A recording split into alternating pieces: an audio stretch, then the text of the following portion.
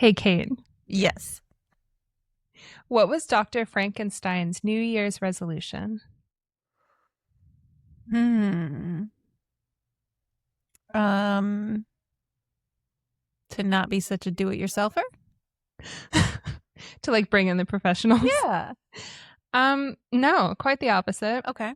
His New Year's resolution was to make new friends. to make Frankenstein.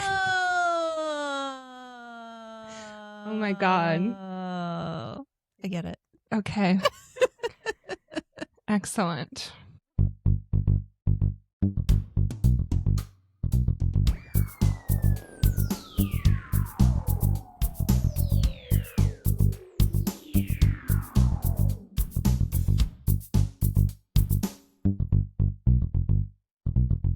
Hi, welcome to Everything STEM. My name is Victoria. I'm Kate. Today we're going to talk about public restrooms. So excited. Which is something that I have a lot of opinions about and feelings about. All positive. So that's what we're talking about Big today. Fan. You love them to death. Not in this country. However, first, I want to very quickly share. I actually probably should have told you this a while ago. Okay. Just for my own safety purposes. I have started going on nighttime walks. Oh. Okay. Yes. So I used to walk a lot. Started during the pandemic. Yes, I think everybody started. There was nothing else to do. Yep. I used to go in the morning. I used to wake up really early and I'd go for a sunrise walk. Wow. Because depending on the time of year, it was still nice and cool in the morning, and the traffic, when you're trying to have a nice relaxing morning walk to start your day, you don't want to hear Dodging a ton cars of traffic and horns honking and etc. But these days, the only time I'm available to go for a walk is at 9 p.m. Okay. The sun sets around 5 these days in January. So it is well past sunset. And I probably should have told you just so that if I never come home, you can at least know maybe what happened. She's only been gone since 9 p.m. Yeah. And she just went in any direction. I'm not sure. Well, I can tell you the exact neighborhood that I like to walk around in. But the thing that I like about these walks is, first of all, for some reason, the stars have been visible in our neighborhood. I don't remember seeing a lot of stars. But I feel like the last week or so, you can see a lot of stars, which is really nice. Celebrities are out at 9 p.m.? Not where I'm walking. No. I mean, I don't know what neighborhood. It's apparently very fancy. It is fancy. It has really nice houses. No sidewalks, which I think in LA is a sign that it's a nice neighborhood. That's the thing I don't understand about nice neighborhoods. Why no sidewalks? Well, I guess they just don't really want people... they don't want milling about. They don't want people walking in that area. Sure. Do they know that the people that live there have dogs? Yeah, but there aren't that many cars that drive around. You kind of just drive down the street if you live there and you're coming home. So I think people can just walk in the street without worrying about cars. Okay. So, but I walk around there and I clearly don't belong. People give me a lot of looks as I walk around in my raggedy flannel shirts and my old navy leggings that have holes in them. Literally wearing a flannel shirt right now. Yeah, but that's nice. Thanks. That's a nice flannel shirt. Brian was going to get rid of it and I was like, steal. He was going to get rid of that? It doesn't fit across his chest. I think he's a little rustier than I am. Yeah. Got them muscle titties and he can't get it to close. So I was like, hey, my boobs are smaller than yours. Free shirt. That's the best. I love when it doesn't fit them. Yeah. And you're just slightly smaller and it's like, okay, well, it's mine now. It's great. Nice and cozy. For free and it's comfy. Boys always have the softest. I know. It's shirts. Thick. So it's warm, which is, I'm sure, another reason he didn't wear it that often because he is a furnace. Radiates heat like the sun. And yep. I am frozen.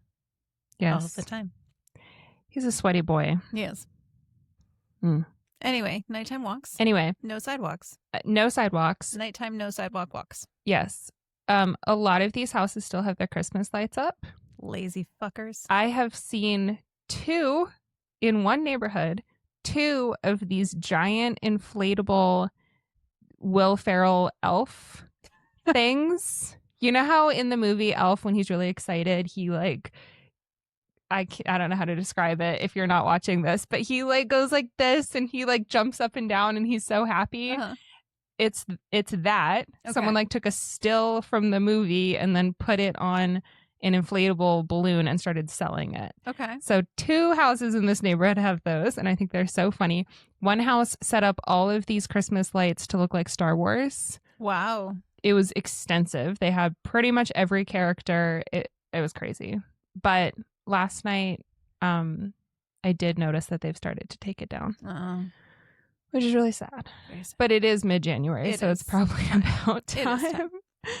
But I think it's very nice, and it's very, it's winter, so it's nice and chilly. And after being hunched over a computer all day, it's nice to get some fresh air. Okay. I was going to ask, chilly air in your lungs. Do you not own a walking pad that you could go on at 9 p.m. and maybe not get stepped? Well, I do, but I don't want my downstairs neighbors to be mad at me. I know that at 9 p.m. is usually like how unreasonable TV time. Are these fuckers? You wouldn't want to be heard walking. They are quick to anger. They sound like total dicks. They are. Yep. We don't have a great relationship. No, I don't think you should ever talk to them. You certainly shouldn't be on a podcast with one of them. This is your first time listening. Victoria lives right up there. Yep. You're in my apartment right now. Yep. I think it's nice. I do realize that I am risking my life as a woman because there are dangerous people in the world. But I think it's a good time. And you got armed, I assume? With pepper spray. Okay, cool. And as long as there's something. And my gun. One right here. One right here. People listening think you actually carry guns, which is good. You should think that. Yeah. Because she might. You wouldn't know. You wouldn't know. I wear my big puffy coat. I could be hiding anything under there. Those raggedy flannels, you don't know what's in there. You don't know. I mean, do you think that this is a bad idea, though? I'm walking in, again, a very nice neighborhood. Okay. You do need to get to the very nice neighborhood, though, is the thing. Yeah, that's the power walking part. Okay. And then I get there and I take my time. Okay. And then I power walk home. Okay. You have to look like you have a purpose. Yes. And then also, anytime you pass someone, you have to look like you have a gun. You have to make eye contact with everyone. And you have to like look them up and down. And then that way they know that I'm memorizing what they're wearing. Like, I would go wide-eyed, no blinking eye contact. Yeah. Like as you're passing them. So that they don't want to mess with you. Yeah. The crazier you appear, yeah, the more you will be left alone. Which is just murderers or not. Who doesn't want to be left alone? I mean, I would prefer to be left alone by murderers and non-murderers, personally. Okay. When I'm out for a walk. I mean, murderers for sure. Yeah, really I think we can agree on that. Just don't have the time today. To get murdered? No, not to engage. But yeah, it would help, I think. Just the crazier, that's my theory. If anybody ever starts fucking with you, just start barking like a dog. Yeah. And also if you like run at them really fast. Yeah. Like you need to be the one pursuing them. Yeah. Yeah. Because the only way to get them to get or to leave you alone is if they need to initiate the I'm out of here. Yeah. And then you don't have to worry anymore. You can just stroll along with your pepper spray looking at your Star Wars lights. I think it's fine. Okay. I think it's going to be fine. Okay. But I will pull out a map later and show you exactly where I like to walk. Thanks. Which I probably should have done a few months ago. Like share your location or something. Yeah. So we can maybe not. Yeah. Yeah. Yeah. But I think I mentioned everything's dumb. Kidnapping. I mean, that would be a solo episode that you'd have to record. Yeah, I probably would. Victoria's not here at the moment. And I think that's dumb. No, you'd miss me. Unless I was the one that kidnapped you. Where would you hide me? In the upstairs apartment. It's the perfect plan. No one's going to search for you in your own home. Okay, so basically every night of the week I've been kidnapped because I never leave my house. Yep. Cool. I read a few different articles. I'm so sorry. Yeah. I would have changed the topic if we had not already said in the last episode what this episode was going to be about. You think people remember that or pay attention? I think you could have gotten away with just being like, no, I never. You must have read that wrong. I didn't say that. I was going to do astronomy or something. I like astronomy, though. Yeah. I went to an astronomy camp when I was a kid. But you could find some dumb stuff about astronomy somewhere. You know, I think what's dumb about astronomy is... Now this is the episode. I'm sorry, guys. We're never going to be talking about toilets. Any chance to get you to not talk about toilets, and you're just like, yeah, let's do that instead. Well, there's just like a really specific gross thing that I'm going to mention. About astronomy? No, about toilets. And I'm just stalling because I really don't want to talk about it. Amazing. No, okay, so you know when you're a kid, you think that astronomers just look up at the sky and just like look at the stars, and it's a really nice job, and you just draw little star charts and you just think about the universe. That's what I thought it was. Sure. Turns out it's all math. Yeah. Turns out that being an astronaut as well is a bunch of math. Yeah. Don't like math. Fuck that. So that the romanticism of being an astronomer was kind of ruined when I found out that you just look at computers all day long. You need to be an astrologer. That way you don't have to do any math. I think that's a very different... You usually do that job like from your living room. Yeah. Okay. It's the dream. But like, can you make money off of that? Sure. I guess these days with like TikTok and stuff, you can have a little astrology. I always get them confused. You mean a TikTok astronomer. Okay. All right. So we are going to talk about toilets. Yay. Well, public restrooms is today's topic. I'm going to very quickly talk about toilets in general. Because they are statistically usually part of involved. Okay. I don't like need to talk about this, but I'm going to. It would be really weird if you did an entire episode about public restrooms and never said the word toilet once. Like just talked about like the sinks and the floors. Like specifically every other thing, the toilet paper, like all that stuff. There's a lot about toilet paper in here. Okay. Get ready. I don't know why I'm doing this. Hooking everybody through. Everyone is tuned in. No one is in danger of turning us off at all. No, don't turn us off. We have to hear what's going on with the toilet paper. It'll be good. Okay. Jesus. This is what I've done with my free will.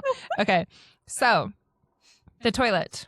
No one knows who invented the first toilets. Okay. It was potentially a guy named John. Oh, that would be good. Yeah. I think toilets might be older than the name John. Damn it. Yeah. Okay. Yeah. But actually, I'll say that later. So it was probably either the Scots. Okay. Which shocked me. Not a guy named No, people in Scotland. Oh, got it. The Scots, just a collective you group guys named of Scott just got together. No. Isn't Scott a toilet paper brand? Yeah. Look at that. Yeah, the Scots. It's all coming together. So there is a Neolithic settlement from 3000 BCE. Wow. Which is 5,000 years ago. Okay. In Scotland that had toilets. So it was either them or 1,300 years later, the Greeks constructed a palace that had what looks like toilets in it. You know, these days, like, it's all rubble, so it's kind of hard to tell. Gotcha. Okay. I was trying to figure out what looks like a toilet but isn't a toilet. Well, it was kind of just like a hole with a pipe-looking thing, and they're like, this was probably a toilet. Okay. By 315 CE, Rome had 144 public toilets. Wow. However, Romans were I don't, well, probably enslaved people. Okay. Okay. Romans were very good at conquering the entire planet. Mm-hmm. They were bad at really basic ideas about how to clean yourself after you go to the bathroom. Wiping? Do you want to hear the grossest thing? Let's do it. I'm going to take a sip of my beer. You go ahead. Again, don't know why I'm doing this. No, we're all doing it. Okay, so the Romans treated going to the bathroom as a social event. And they met up, they would like go with their friends and they would gossip and talk about politics and like talk about what was going on in Rome at the time. Sure. So that's kind of a weird thing. The gross part is that they did not use toilet paper. They used communal sponges attached to a stick. And then there was like a basin in the middle of the room and you would just rinse it off in the basin. And so some people think that this is where the phrase getting hold of the wrong end of the stick came from. Because if you grabbed the wrong end of the stick that had the sponge on it, that is not the end that you want to grab. Okay. So if anyone needs to take a quick break to go throw up, you can do that now. And now we're moving on from that. Okay. I think sorry. I'm sorry. This is quite funny though. There's a man named Thomas Crapper. Nice. And for a while, he was credited with designing the first flush toilet in the 1860s. Wasn't John Crapper? I mean, come on.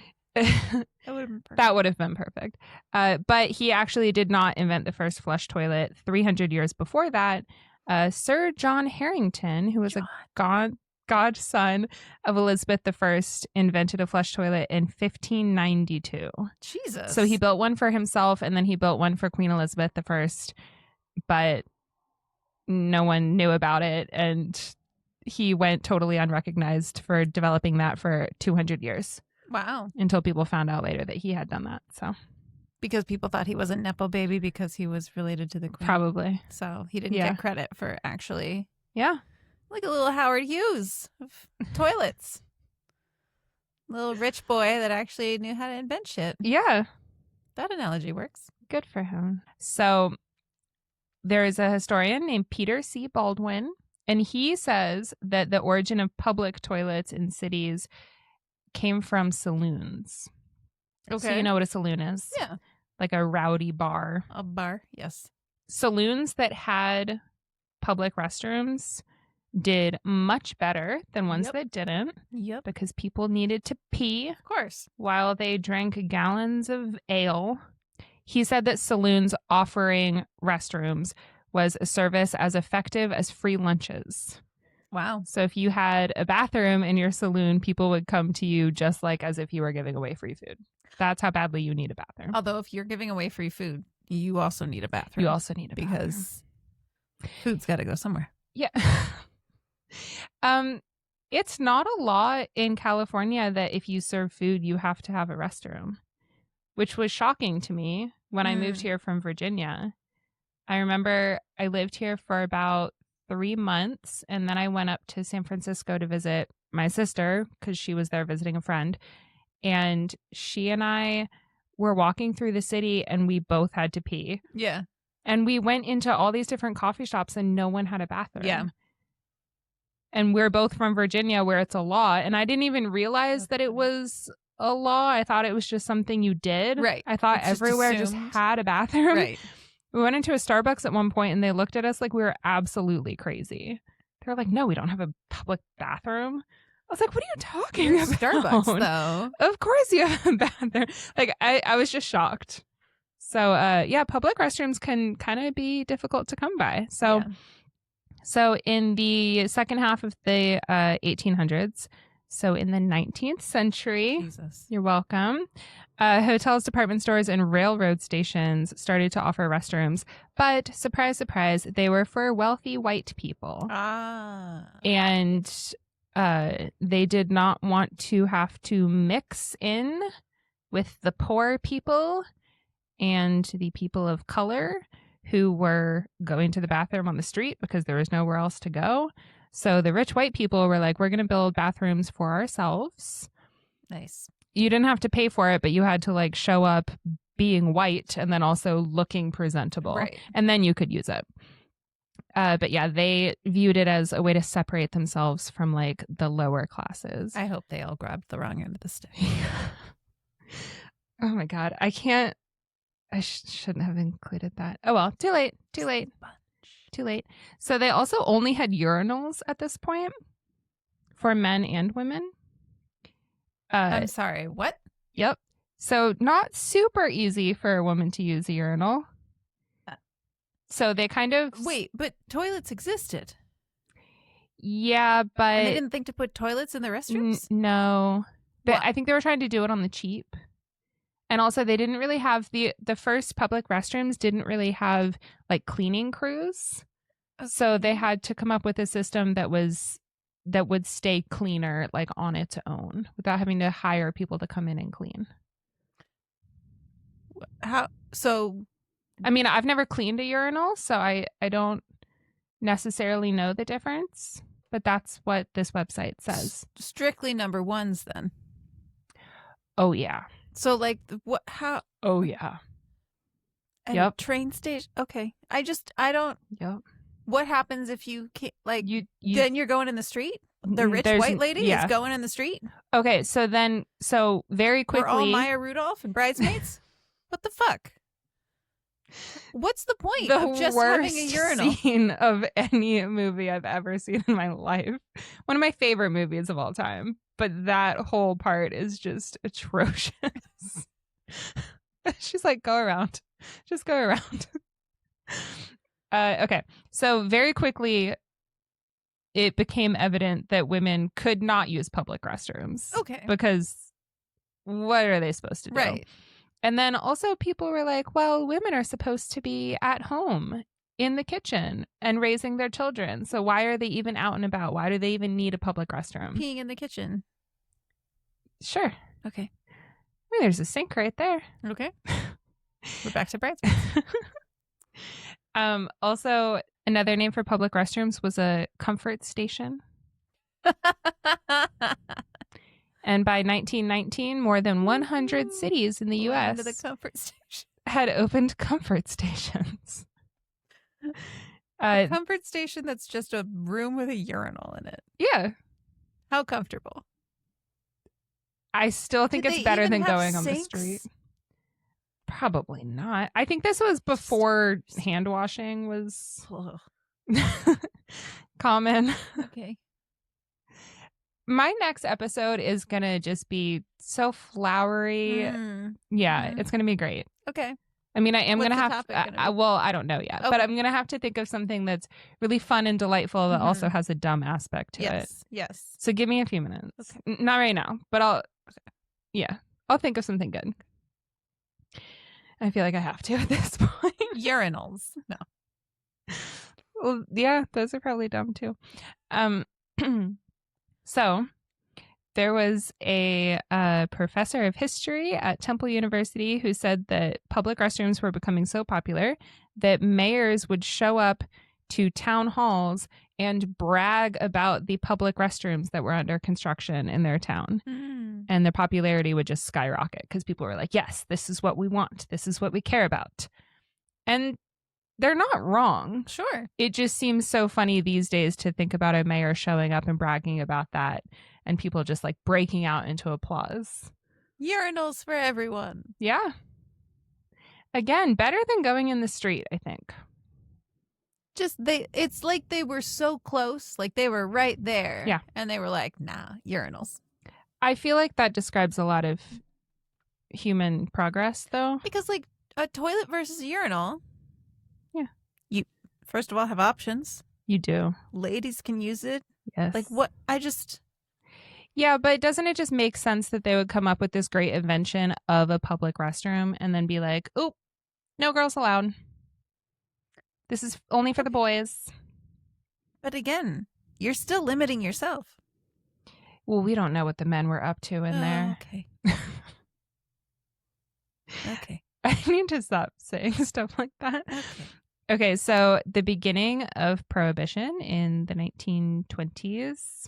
Toilet wine. 19 teens. When That's did Prohibition when they got toilets start? so that they could get toilet wine. 1917? This makes sense. 1918, 1919, 1920. Eventually I'll get to the right year. You're just naming things now. 1921. You're just saying numbers. So at some point, Prohibition started. Sound like an auctioneer. 1921, 1918, 1918. Do I say 1917? 1970 back. Well, do you know what year it started? No. I'm just going to start naming numbers. Anyway, so the beginning of Prohibition, saloons closed because you couldn't drink. Yeah. So that increased the demand for public restrooms. So they started building them, but people were concerned about privacy because stalls were not a thing. Oh. Okay. Safety, because there were not men's rooms and women's rooms. Right. It was just a bathroom. Right. You just had to go in and see how it went. Yep. So that sounds safe, you know, and cleanliness, because obviously they were disgusting. So people didn't really want to use them. And then they started building them, but the expense of maintaining them meant that after the first initial wave of restrooms being built, they kind of stopped because they were like, well, that was fucking expensive. We're not going to keep doing that. Nice. Yeah. And then what are the mayors going to do? What are they going to brag about now? They're going to have to go back to kissing babies. Oh, I like babies. Instead of bragging about urinals. That's cute. Did you ever see that video of Obama holding a baby and it was crying? Oh, and it stops crying? And then, or no, wait, Michelle was holding a baby, right? Michelle was holding a baby and it was crying, and Obama came over and took the baby and like, it was so cute. It like nestled its face into his shoulder, and he was patting it on the back, and it stopped crying, and he looked at Michelle like, yeah, that's right. It was so funny. Anyway, so the public restrooms in Manhattan were used very heavily. There was a study that found that 80,000 people a day in 1927 were using public restrooms. So there was demand. Yeah. Lots of number ones. But the city was like, we can't afford this. We're shutting this down. Okay. So during the Great Depression, which is after Prohibition, the federal government started to build restrooms in parks and alongside highways, which is a fantastic idea. Yeah. Because of road trips. But the cities didn't really get that same funding. So they had to close a lot of their restrooms. Okay. So don't put it where the people are. Right. Put it out in the park. Yeah.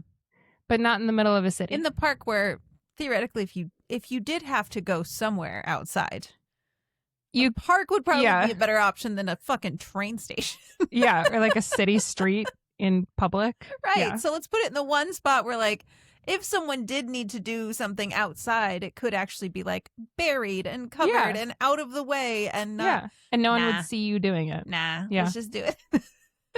I'm not saying that any of this made sense. So fun.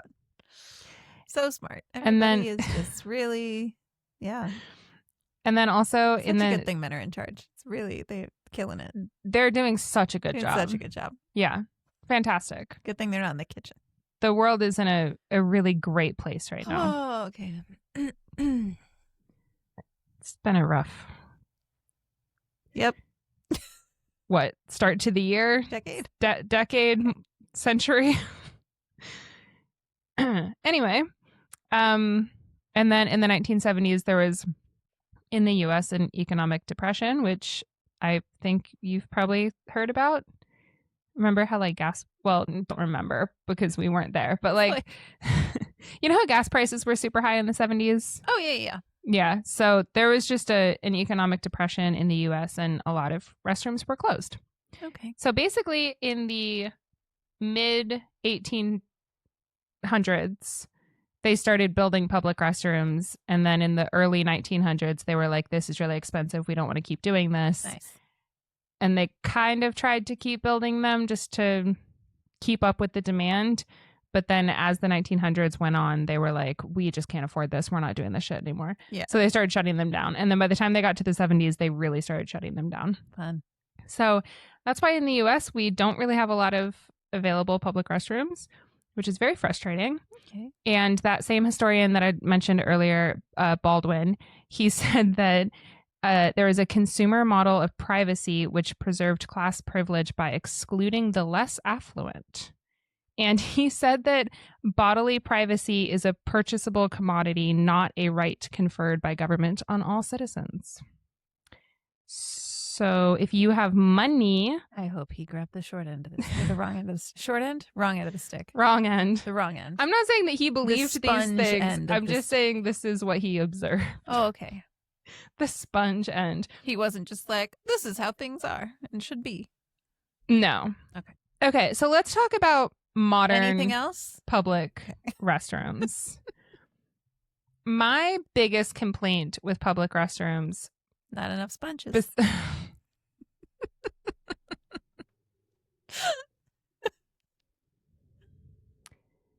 Not long enough sticks? I just would not even have the desire to continue living if that were what we were dealing with.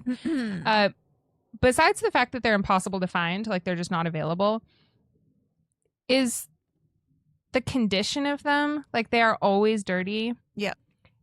Everything is always just like wet. Have you ever been to a public restroom at the beach? Oh God. Everything's damp and like salty and sandy. Everything is, every surface is wet, and you know, water transmits germs a lot easier than like dry surfaces. Disgusting. The gaps around the doors. Yep. And then the doors stop like 3 feet away from the floor. Awful. Always out of toilet paper, always out of paper towels. It's so bad. Toilet seat covers. Yeah. In the US, they're kind of designed with the attitude of like, we know that you're going to come in here and do something wrong. Like you're either an unhoused person and you're going to come in here and hang out, which apparently hanging out is like a moral crime or some shit. So we definitely can't have that. Right. Or you're going to come in here and maybe have sex in the stalls. I thought we were going to drugs first, but okay. Well, drugs are another issue. But like, these are things that I get that it's a sexy place. So like, that's what... The germ-coated stall of a public bathroom. Really so romantic. But these are things that people are going to do no matter what. Right.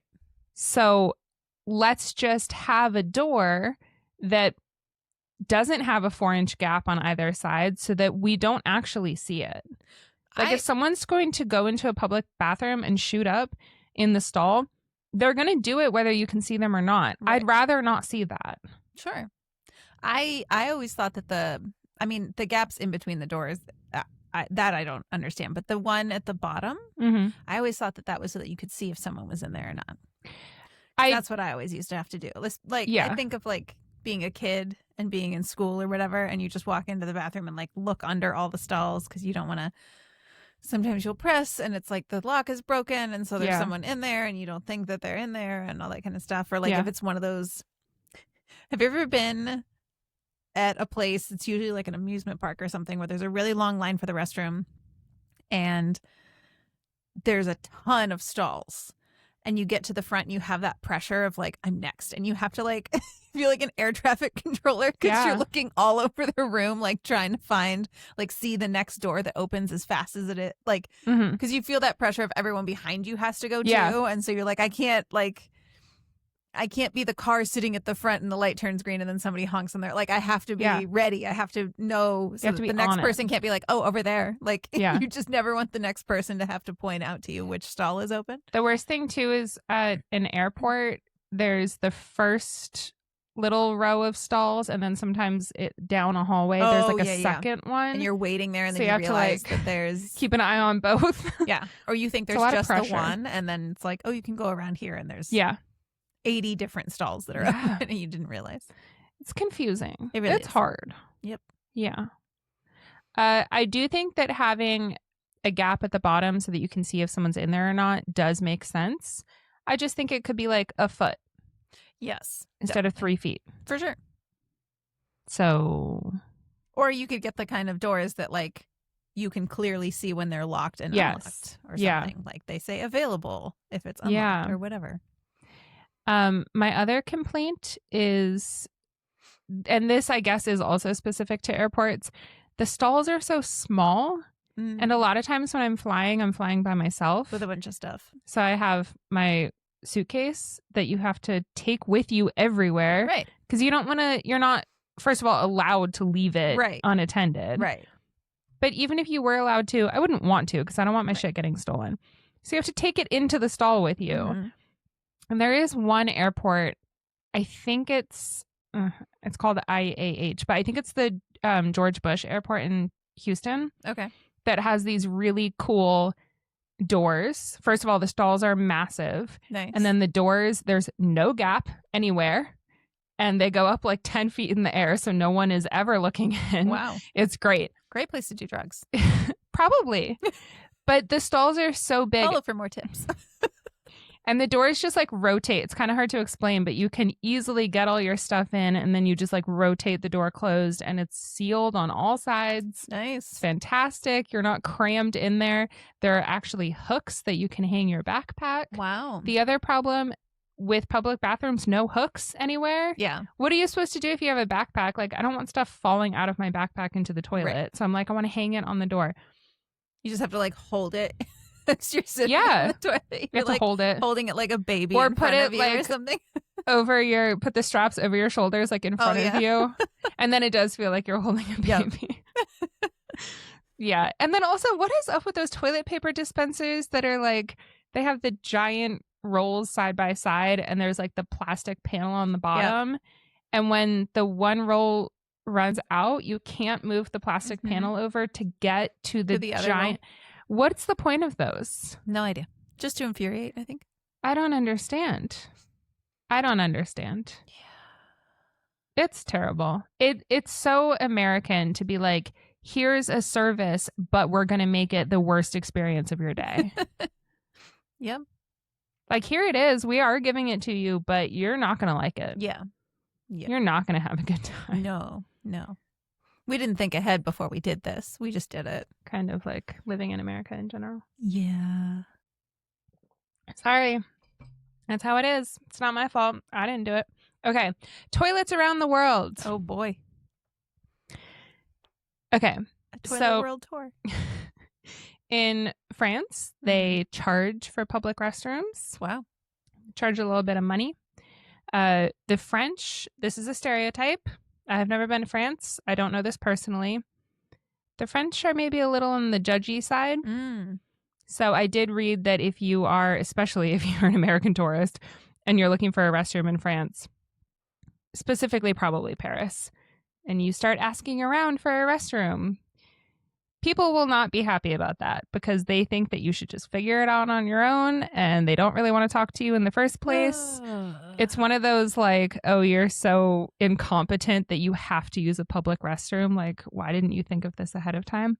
That's what I read on the internet. I don't know even a single French person. I'm sorry if that's incorrect. I know from experience that the UK, sometimes you have to pay for a public restroom. You have to, I don't even remember what the coins are, but like a pound sometimes. They have like pound coins, I think. And that's like more than $1. So you have to pay more than $1 to pee. Yeah. Not good. If you go to Paris and you're an American, shit in the street. Yeah. They prefer it. Yeah. You don't have to bother anyone with the question. You just pull down your pants, drop trow in the middle of Paris. You know, Paris, I think, is notoriously quite stinky. And poop on Les Street. Yeah. I wonder if that's why. Yeah.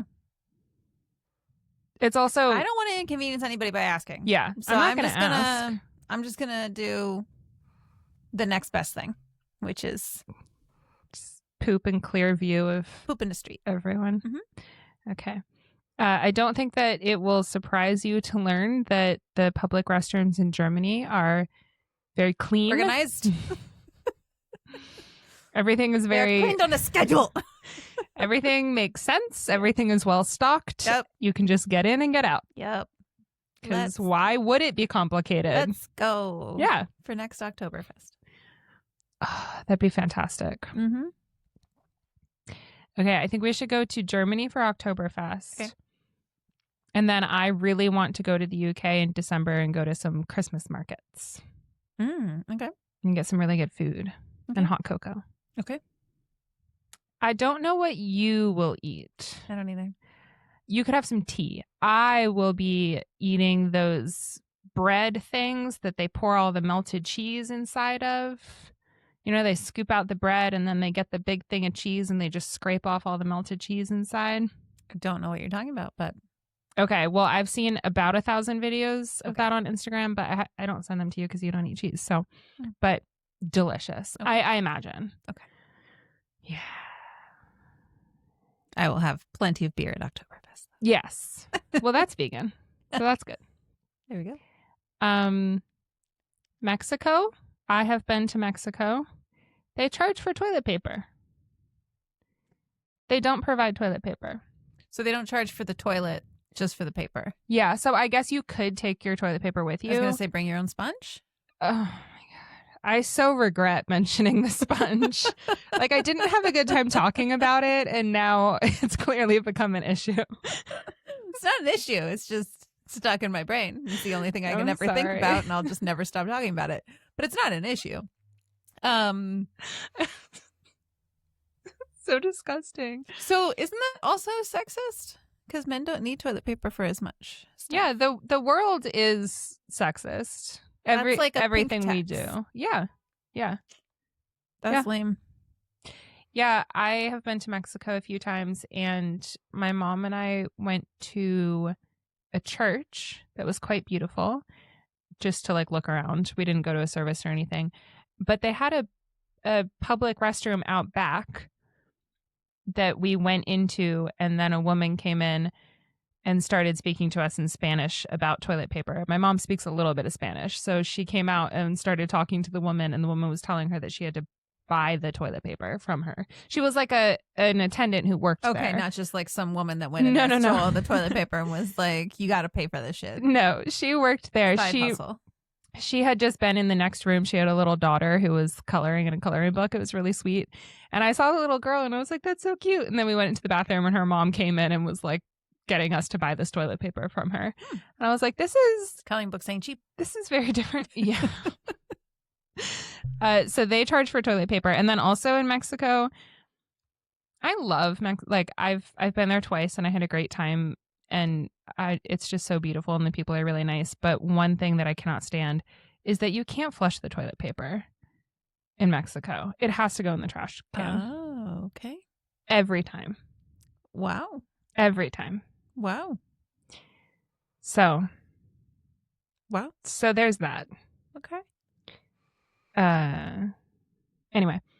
Beautiful country. They use those same buckets that they had the sponges in. Oh, that's where you throw the toilet paper. 2,000-year-old bucket. Yep.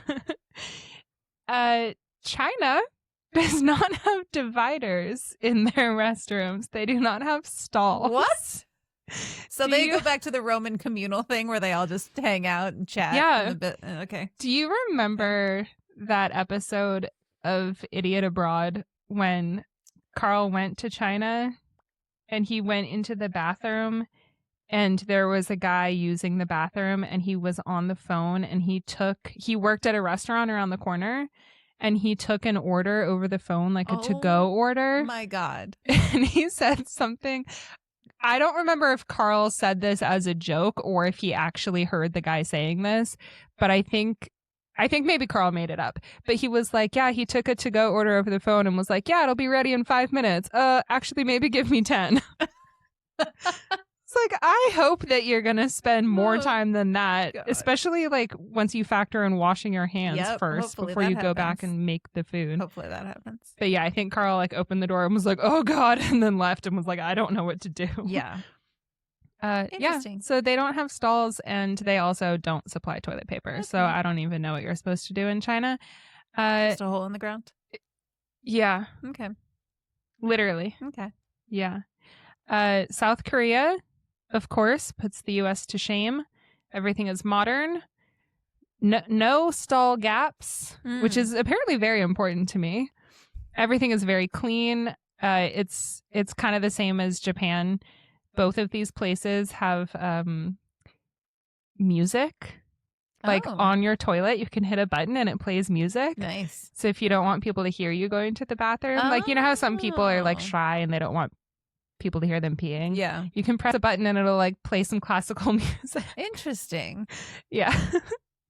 And then Scandinavia is kind of similar. They, as South Korea and Japan, like the doors don't have gaps in them. Everything is very like clean and organized.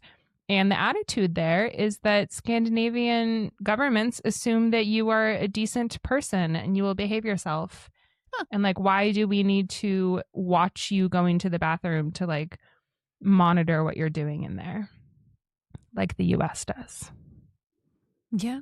They just assume that you're in there to go to the bathroom and that's fine and you can have your privacy. And if you want to do some drugs, go to Scandinavia. Yeah. I'm just calling them out as I see them. All the good spots. But like, if you're gonna do drugs, you're gonna do drugs. Yeah. Like, I see people, I walk to the store and there are people shooting up on the sidewalk. Like, I constantly, and we live. They're not wealthy enough to find a restaurant. We live in like, not a fancy neighborhood, but we live in like kind of a nice little neighborhood. And there are people constantly smoking meth, like right on that corner out there all the time. If you're going to do drugs, you're going to do drugs. It doesn't matter if there's a gap in the door or not. That's true. Like, they don't give a fuck if someone sees them. And what am I going to do? Bust down the door and be like, oh, I saw your drugs. Like, I don't give a fuck. I saw your drugs. Do you have enough to share? Yeah, because I'm in this you bring enough for the whole class? Bathroom where everything is wet and there's gross toilet. Like, yeah. Sometimes you need a little crack to get through the day. A little crack in the door, a little crack in your face, you know. It all works out. A little crack in your crack pipe. Have you anything else to say about public restrooms? Well, I've used public restrooms quite a bit. When I traveled and was on the road. Oh, right. I used public restrooms all over the country. Yeah. There were exactly 2 public restrooms that I walked into ever in my life that I turned around and walked out. Really? And would not use. Tell us more. One of them was in Texas. Oh, of course. And it was at a gas station. And I can only describe it as, like, it was a single room. Like, you walk in and it's just like a room with a toilet. There's no stalls or anything. It's just like a single room, your restroom. And do you remember the scene in Jurassic Park where they find the pile of poop? Oh, God. Yes. That exact thing was directly in front of the toilet. What? Like where your feet would sit. Why? If you were sitting on the toilet, that's where that was. So they missed by like a foot. Couple feet. What was the toilet full? I did not. You didn't get that far. I opened the door. I saw what I saw. I'll never unsee it. And you said nope. And I closed the door. Oh my God. There was another gas station across the street. Sure. I do remember the saddest part was then going to the person working at the front counter. This poor, I don't know, 21-year-old kid. Yeah. And saying, hey, I think there's something you should take care of in the bath. Somebody miss, like, I didn't even get somebody missed. I didn't even get that far, and the kid's face dropped and he went, oh no. It was like he already knew what had happened before I even described it. And I was like, either this is a repeat occurrence, probably, or he saw it and was like trying to pretend like he didn't see it until the end of his shift and he could leave. But I would not be surprised if he went there, opened the door, and then just called his boss and said, I'm done. Yeah, I quit. Like, I would not. If it was me, I don't know that kid's situation, but I wouldn't. I would sleep on the street before How do you even? Yeah, I don't know. Begin. I don't know. What tools do you? I don't know. I don't want to know. I mean, I'd be like, I want it in writing that I'm getting a raise. There is there were definitely sponges involved. Sponges. It always comes back to the sponges. It always comes back to the sponges. But so that was one restroom. The other restroom that I went into, it was not nearly as gross. It was one of those public restrooms that you were talking about, probably not the same exact one, but the same idea where it was just along the freeway. It was just I don't know, so like a rest area. Yeah, like a little rest stop where it's just like you just pull your car up and it's just like two different buildings of just nothing but restrooms. And like the men's and women's.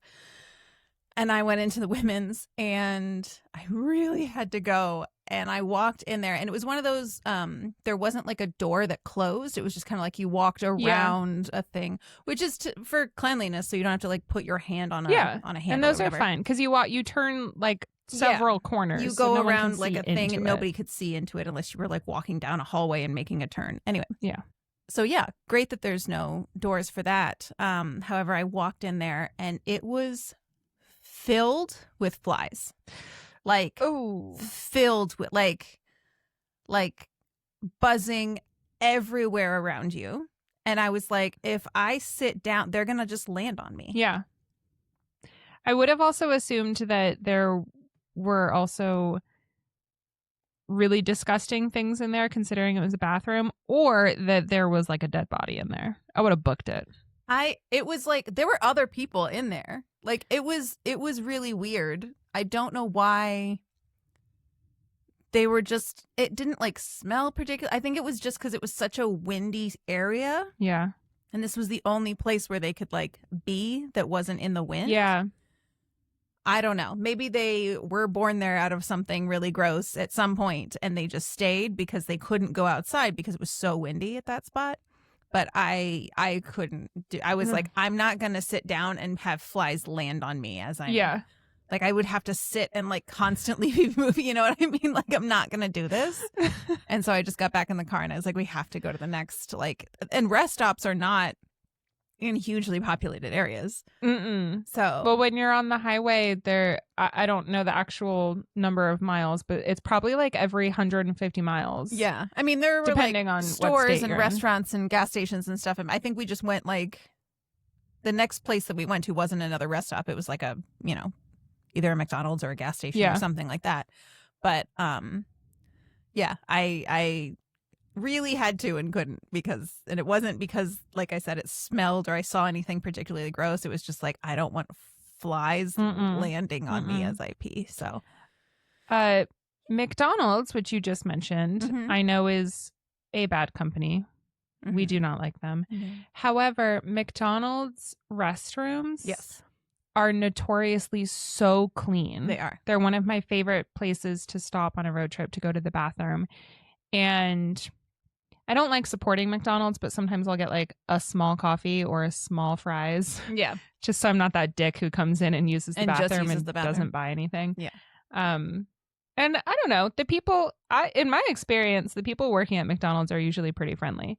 I just don't like the company. But yeah, if you're on a road trip and you need a bathroom, go to a McDonald's. Yeah. They are clean. Yeah. Yeah. I was going to say also when we were thinking about, because when I think of like gross restrooms, I usually think of like amusement parks and stuff like that.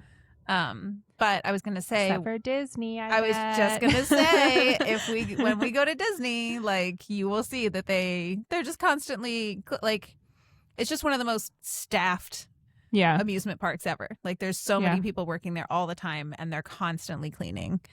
And their restrooms are usually, I mean, like there's a lot of people in it and there's like a lot of families. Every once in a while you'll walk in and you'll be like, oh, that's a diaper I smell.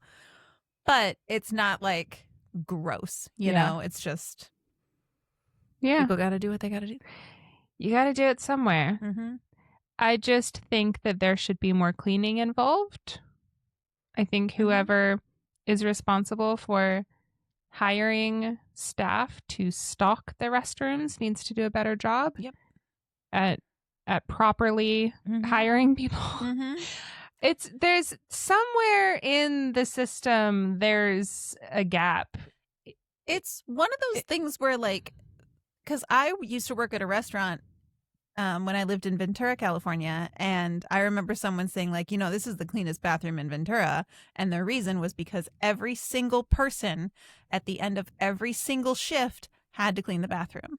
Okay. And so like throughout the day. It wasn't like at the end of the night with the person who closes the bar, because it was like a cafe that was open for coffee in the morning, lunch, dinner, and then like bar service, like beer and wine only. Oh, but wow. still like drinks and live music at night and stuff like that. So it was open for a long time.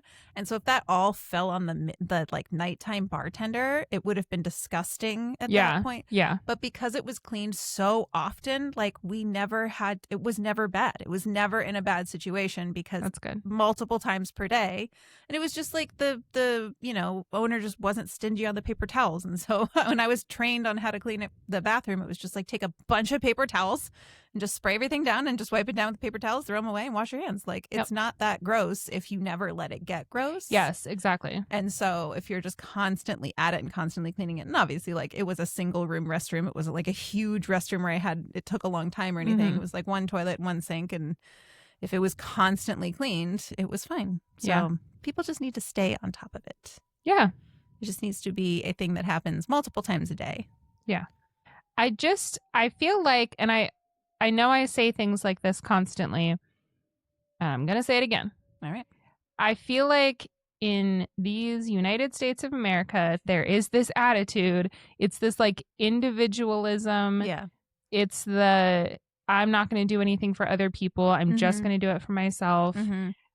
We don't really ask that much of our government. We should ask a lot more. Like I mentioned earlier, the Scandinavian countries provide these free, well-stocked, clean public restrooms for their citizens because they care about them. But in the US, it's just like everything is just like dirty and cheap. And why are we doing this? And it costs money to maintain them. So why would we then spend the money? No. Spend it. It's a fantastic service. It has to go to a CEO somewhere. It really doesn't. So it can sit in his bank account. And just... until he rots and dies. Yeah, leaves it to his children. I just don't... you look back on when the highway system, the interstates were first set up, and people went on these fun road trips to like go see the country. And it just seems, I don't know, maybe I'm like romanticizing, like the good old days, but I'm just like, that sounds so cool. And you could stop at a rest stop and have like a picnic table that was in good condition with grass around it and have a little picnic with your family. And now and then you when go you get there, up, you just leave your trash there. And someone will come away. clean it up. But I mean, these days, like people leave their trash and no one cleans it up. And there's no grass. It's all dirt. Like people's dogs go to the bathroom and they don't clean up after it. I don't know. I'm such a curmudgeon, but I'm just like, why does everything have to be so bad? We need dog public restrooms. Yeah. Urinals only. No girls allowed. Okay. Fire hydrants only. Oh, that'd be really cute. Like a dog park with just a ton of fire hydrants. They don't have to work. They just have to look like a fire hydrant. Yes, they're decorative fire hydrants. Yeah. I don't have an official title for this. Do you remember I told the story of the guy, Spencer Clark, who put his portrait on the paper currency instead of William Clark from like Lewis and Clark? Anyway, that was kind of a like idiots from history type thing. Okay. Or like I don't know. I'm going to come up with a segment title at some point. But this story, it's a quick little story. Okay. I feel like it's kind of in the same vein. I just don't really have a segment title for it yet. Vein as toilets? No. As as Spencer Clark. Okay. As toilets. I was like, why? No, we're getting away from Did we toilets. want to not be out of this vein? No, we're done. We're done with that. There are other veins. I regret using that word. Okay.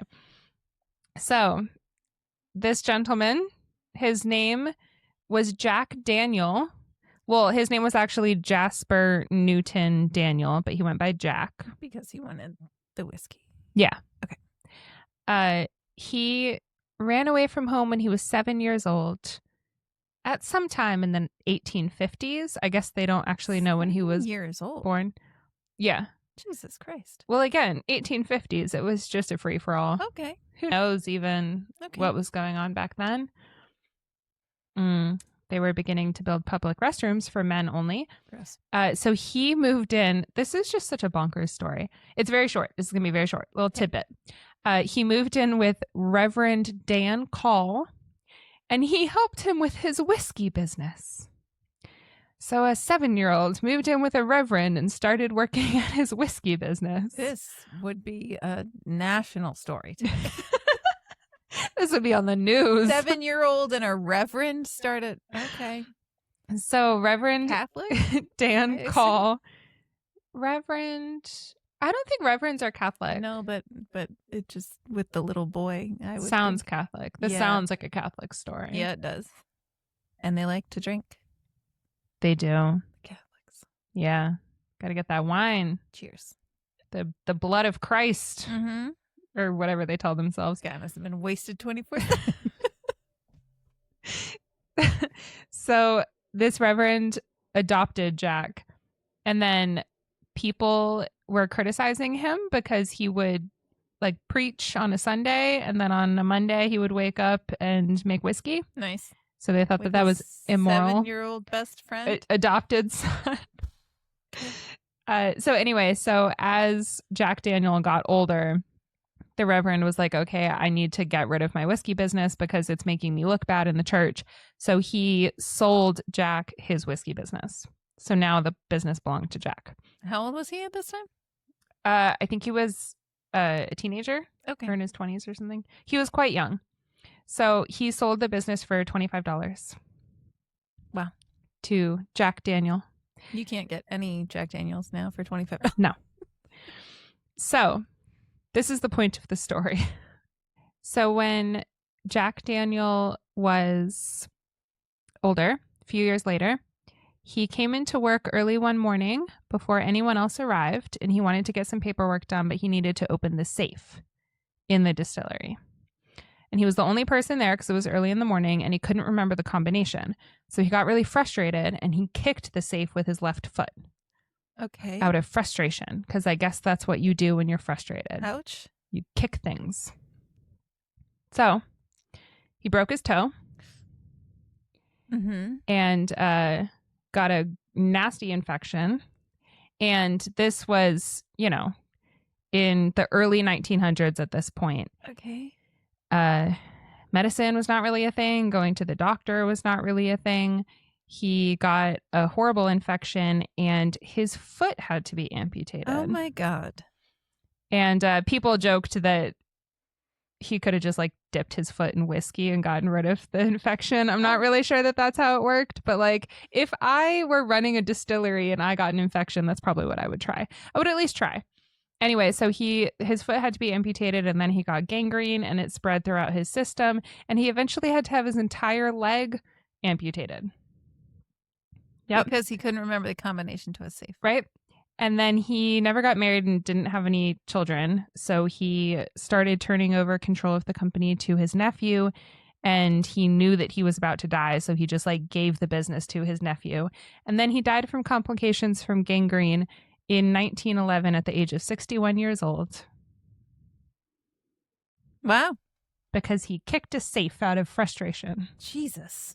Did you have any idea that that's how the like founder of Jack Daniel's whiskey died? No. Isn't that insane? Yeah. Like that's his legacy. Okay. Legacy. right leg legacy because his left leg had to be amputated. Yeah. Isn't that crazy? That is nuts. Like kind of mid-range whiskey and then also kicking a safe which caused his death. Man, stress management, really. Stress does kill. It does. So don't kick things. No, that's not a good idea. Yeah. And if you get an infection in your toe, dip it in some liquor and see how it goes. Or go to like a doctor maybe or something. You could also do that. Yeah. There's also that. Mm-hmm. Yep. But so now you know. Idiots from history. Okay. I'm going to think about that every time I drink Jack Daniels now. Yeah. It's funny that Captain Morgan is the one with the leg up, not Jack Daniels. Your next episode is about sleep paralysis? Yes. Sleep paralysis. Yes. I'm nervous about that one. It's going to be fun. Hopefully it'll be less disgusting than this one. Might be a little spookier. No sponges. Okay. Promise. I guess I did this to myself. Promise. Okay. I promise. You know, I have a feeling you'll work one in there somewhere. We'll see. Stay tuned. We'll see. So that will be out a week from today. That'll be out on Monday, next Monday. In the meantime, you can catch more of our audio episodes wherever you find podcasts, and our video episodes are up on Spotify and YouTube. Yes. So you can watch those there. We have quite the backlog now that you can listen to. So please go ahead and do that. Do all of that. You can follow us at Everything's Dumb Pod on social media. We have TikTok, Instagram, Facebook, and YouTube. And also, if you have a dumb topic that you want us to do a dumb episode on, send it to us, and we will do that. Yay. If you submit a topic, we will try to honor your suggestion, and we will not make it as disgusting as this episode was. Please don't submit disgusting topics. Well, you don't need to because I'm covering them for you. Then we're good. We're all set on that. I'm not going to do anything like this again. Okay. We'll see. I guess I didn't even need to talk about like toilets. I could have just talked about whatever. It's too late. We've already done it. It's done. What's done is done. What's done is done. Okay. We will see you next week. Thank you very much. Bye.